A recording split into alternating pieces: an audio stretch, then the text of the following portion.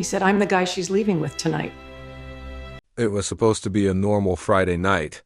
I had finished work late, stopped by the grocery store, and planned to surprise my wife with her favorite dinner. I imagined laughter, small talk, maybe a quiet glass of wine together. But as soon as I walked through the door, I knew something was wrong. The first thing I noticed was the quiet. Too quiet. Usually she'd be bustling in the kitchen, humming, complaining about my messy habits, or calling my name as I dropped my bags. Tonight, nothing. Then I saw him. He was leaning casually against our kitchen island, one hand on a glass of whiskey, smirking, and my wife. She was laughing. Not the laugh I remembered, warm, inviting, soft but a full, open laugh, the kind reserved for someone you shouldn't be laughing with in your own home. I froze, bag slipping from my hands, the plastic tearing slightly. She turned toward me, her smile faltering for just a second, but then she recovered, almost as if rehearsed. "Oh, you're home," she said, her tone too calm. "I didn't expect you so early," I swallowed, trying to process the scene. Who is this?" My voice sounded strange to me, shaky, but controlled. He straightened, stepping forward casually, placing a hand on her shoulder as if he owned her. "I'm the guy she's leaving with tonight," he said, almost lazily, like stating a fact no one could argue with. "Not you. Deal with it." For a moment the world tilted. I wanted to laugh, scream, hit something, anything. But instead I just nodded. She frowned, a little confused. "Wait, what do you mean?" I didn't answer. I just nodded again, no words. No argument, because what could I say? After months, no, years of subtle betrayals, late-night texts, unexplained absences, secret smiles, and distant touches, this was the culmination. The confession in action, not words. He raised an eyebrow, clearly expecting me to object, to fight, to beg, but I didn't, not anymore. The shock and humiliation had drained out of me, leaving a strange clarity. "Go," I said finally, my voice calm. "Tonight, go. Take her, leave." My wife looked at me, disbelief flashing across her face. You're letting him—" "Yes," I interrupted gently. "Because this is the only truth left. You made your choice. And tonight it's visible, undeniable.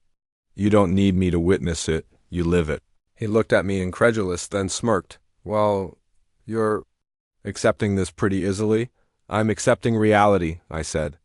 "I've been living a lie long enough. This is just confirmation. Go." There was tension, thick enough to choke the air. My wife's face was pale now, the bravado slipping, and I realized she had assumed my reaction would be desperation, fury, begging. Instead, it was calm, detached, and that detached calm terrified her more than any scream or fight could. She turned to him, hesitating. We can't just—" "I've already made the plans," he said smoothly. "We're leaving. Pack what you need. Let's go." And then, to my surprise, she looked at me. Her eyes flickered, searching, pleading, perhaps for forgiveness, perhaps for something else I didn't understand anymore. But I couldn't give her that. I had nothing left to give. I nodded. Again, that was all. They left shortly after, quiet and deliberate, leaving me alone in the empty house, the silence heavier than any argument. I sat down, finally letting the emotions I had suppressed rise, anger, hurt, betrayal, but most of all, relief that the charade was over, that the truth was out in the open, and that I no longer had to pretend. In the following days, I reflected on everything the years of subtle betrayals, the quiet emotional affairs, the moments where I had questioned my own perception, thinking maybe I was overreacting, but tonight had confirmed it all. The deception had been complete, and I had survived it. Friends asked me how I felt, expecting heartbreak, tears, despair. And yes, there was some sadness, some mourning for the life I had imagined, for the partner I had believed in. But I also felt power, the power of truth, the power of accepting reality rather than clinging to illusions. Weeks later, I changed the locks, sold the shared car, and began reclaiming pieces of my life that had been neglected while I tried to maintain a marriage that existed only in my mind. She didn't contact me after that night, at least not directly. I heard whispers through mutual acquaintances, hints of regret and confusion, but I paid them no mind. I realized something vital. Betrayal doesn't always come with confrontation. Sometimes it comes in the form of absence, of indifference, of laughter that doesn't include you. And sometimes the final act of betrayal isn't delivered by words, but by actions that make everything undeniable.